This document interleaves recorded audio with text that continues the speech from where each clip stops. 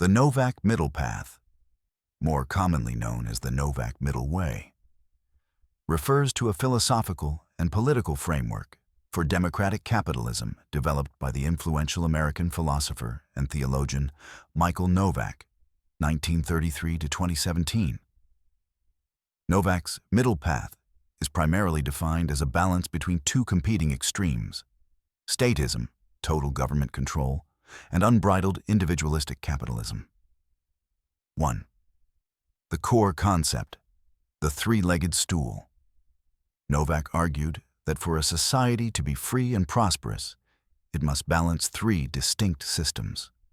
He believed that if any one of these legs became too dominant, the society would collapse or become oppressive.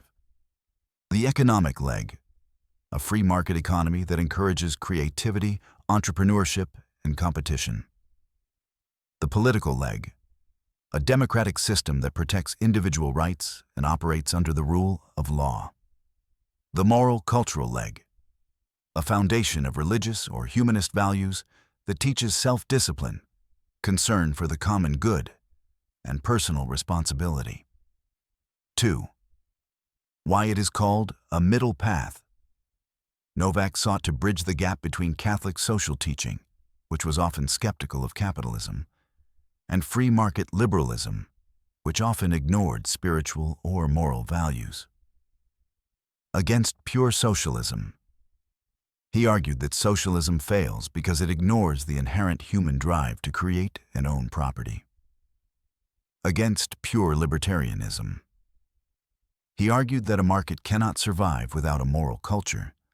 Without honesty, trust, and a sense of duty, the market becomes predatory and self-destructs. 3. Historical impact.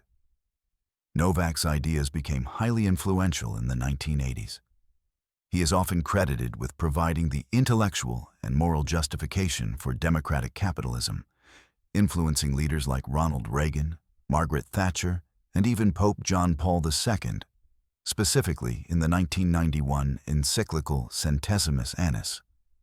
The spirit of democratic capitalism is not the spirit of greed, but the spirit of creativity and cooperative effort.